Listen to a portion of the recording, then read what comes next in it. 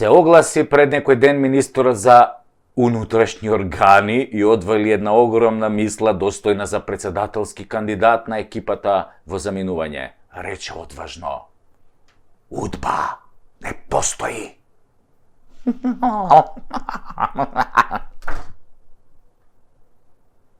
Сите го погледнавме онака накриво, а заменикот министер од Doing Business само му се насмеа со крикот: Хој ти, ле.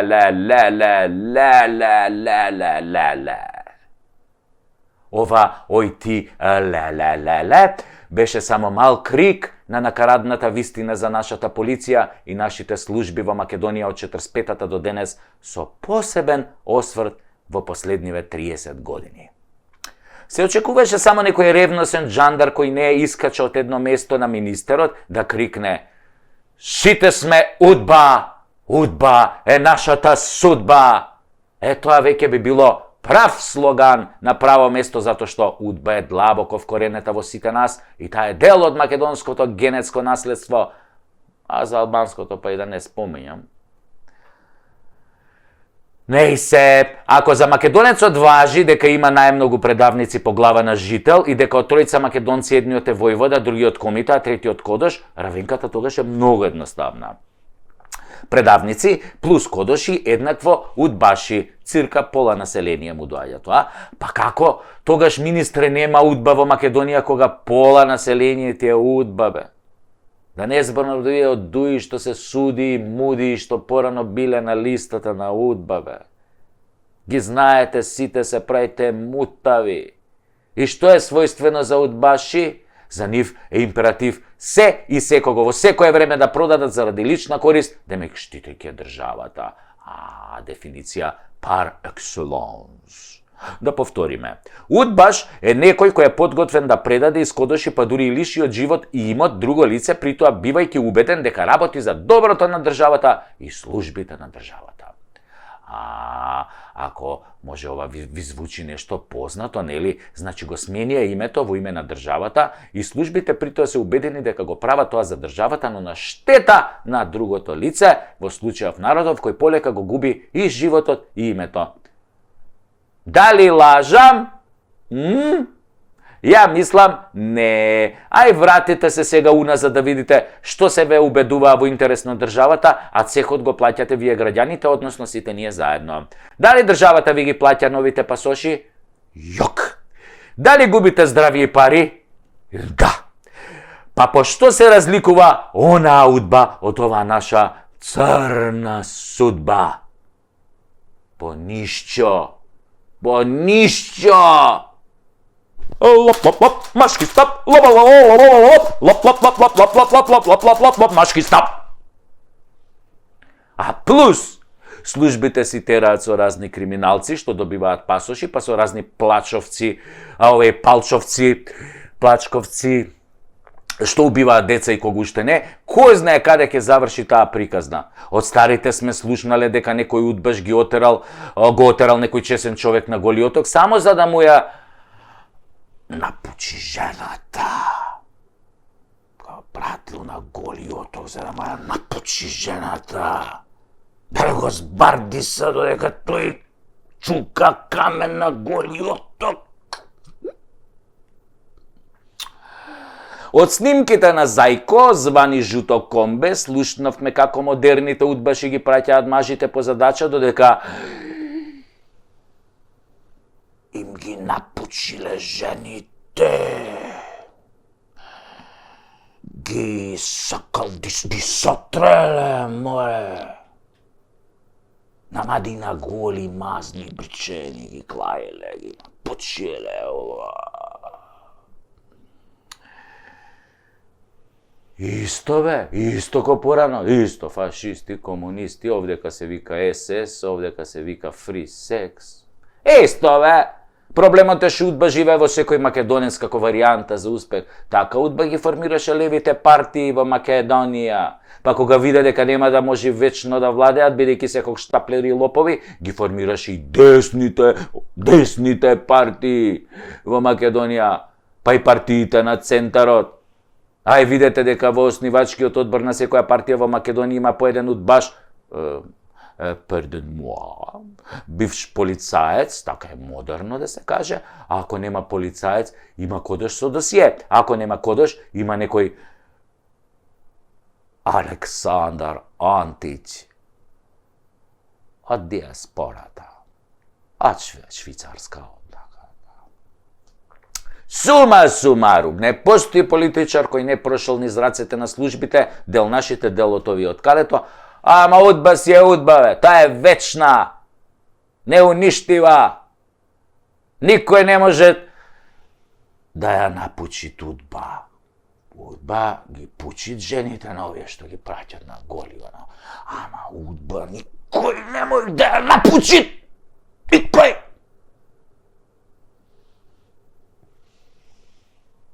Таа само го напучуит народот кај стигнет. Затоа, министре, сите сме УДБА, сите сте УДБА.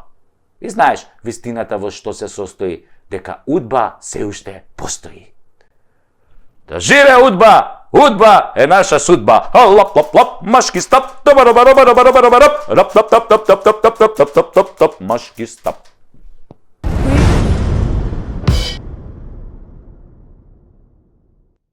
Народ ќе бевме у пичку матар!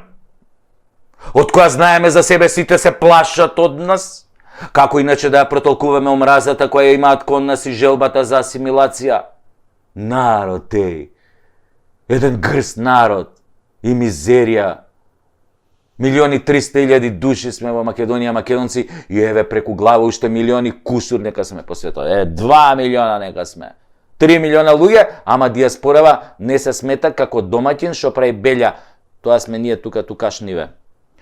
До нас 3 милиони албанци од Албанија, па 2 милиони косовари, читај пак албанци, значи вкупно 5 милиона, па 11 милиони грци од оздола, па 6 милиони бугари и од горе, како шлак на тортата, 8 милиона срби, 30 милиони луѓе со уплав од 1.300.000 македонци.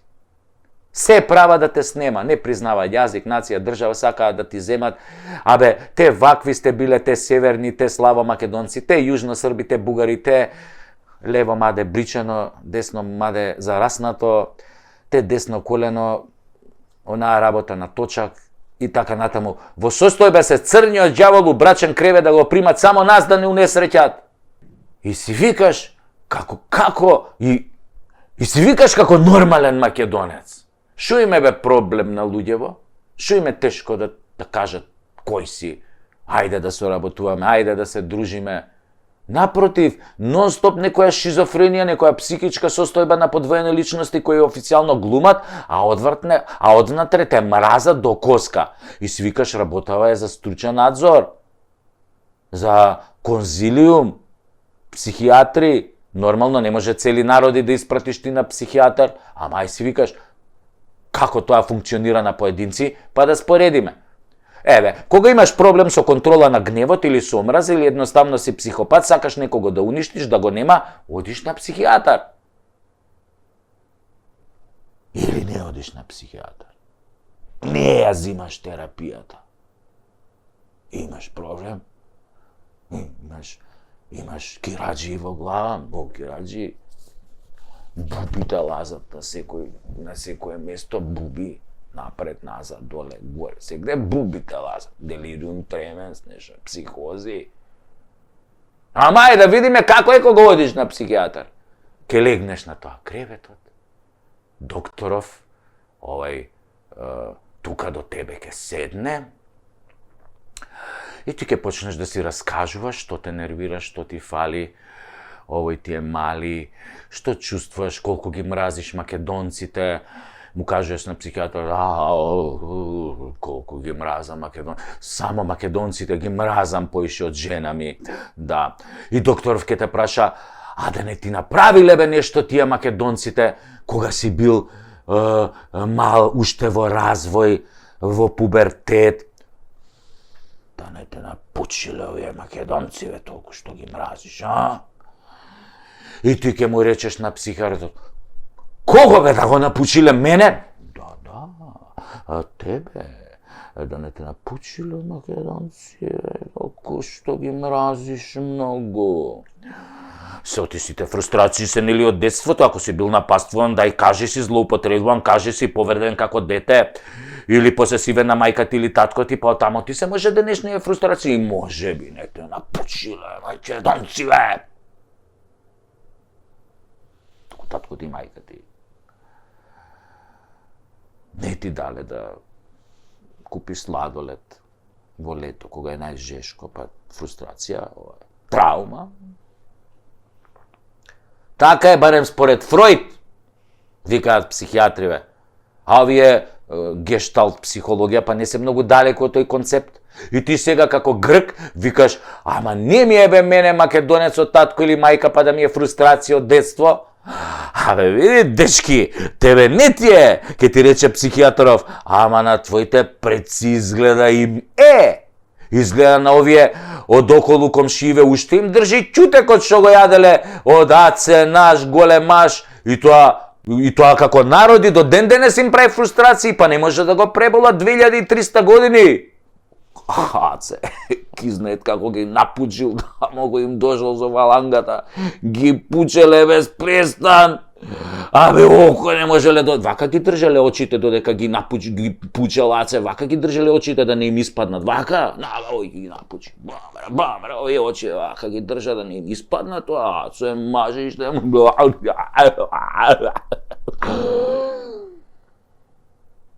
Така е, ако народот се третира како единка на психијатар. Значи, народите околу нас влечат фрустрација од кога биле мали народи. А ние не сме биле народ според нив, а според сите сме биле држава. А тие само биле градови држави. Ситно, кикирики боранија. Јаделе ќутек бе, ко воду купус. Аце наш ги искинал ко свиња кеса. И шо е за еден ќутек 2300 години, како велат старите, кој ќе ти дојдам таму и те пуштам низ раце, ќе ме паметиш уште 2300 години. Ова е тоа изгледа. Не се сеќаваат бе на тој ќутек. И си викаат, дај бе, згази, земи, ограби од кај знаеш, да не се повампират, па после кој ќе се расправа со нив. Нема врска што се помалку. Па Јаце беше со 40.000 војска на Гавгамела, па и мева мајка на 200.000 персици. Чекај малку. А зошто бе иранциве немаат фрустрации со нас? Па нели они највише го јаделе ќутекот од Аце. Го јаделе и не бања до душот. Постојат сериозни докази, научни, аргументација, дека може би овој Таче. Аце! Ги напучил и иранците у тоа време, кои биле персијанци. Може имаат фрустрација иранциве, ама си ќутат и почитуваат дека некојаш изеле ќутек. И сите што ни се нафрлаат се на нивна црна листа. Нашо ни се нафрлаат, иранциве ги стават на црна листа. Не доживуваат како браќа, како иста крв, исти гени. Што е нормално, ако Аце ги напучил тогаш и нив, нели? Ај сега одете проверете да видите кои народи се на црната листа на овие некогашните персици. Персиците сите околу ги имаат ставено на чекирање, само нас не имаат ставено на нивните црни листи. Пак ќе да држи мојава теорија дека добар ќутек држи вода, ама не е работата до тоа. Александар покрај тоа што мавал ќутек, потоа и простувал. Извини, братко, што те напучив вака јако, просте до тие. Па уште бил голем фраер. Кај ги напучил, па после и жените, им ги се женал со нивните жени, да не остане ништо ненапучено. Такви биле македонците во фалангата. Такви биле. Се да може, се ќе напучиле. И козите, и магарињата, и кравите, и сите ќе ги напучеле. Папагалите ќе ги напучеле, бе. И тигрите тама ќе ги напучеле. Не знам. Али има тигри, бе, овие тама во Персија, во Иран. Бемлига. Значи, се женел со нивните жени на овие што ги победил, нели за да ја поддржи горната теорија на психијаторот, дека ние сме ги направиле. Веројатно тамо ни доаѓа нашава скромност. Знаеме дека цел свет сме го направиле. Дека сите ние сме ги правиле. Сите имаат македонски гени. Да, јапанци, кинези, американци, норвежани, швеѓани, бе. Па тоа се, бре, плюкнати македонци, и ги плави, високи тоа, плави очи. Македонци, бе! Чисти! Само немам некои докази дека овој нагоре према Скандинавија тргнал со фалангава. Може тоа го кријат скандинавци, може нив ги напучил. Само не го знае тоа историјата, го скриле тие, ги уништиле тие документи дека тамо им влегол во Осло, во Стокхолм, во Хелсинки.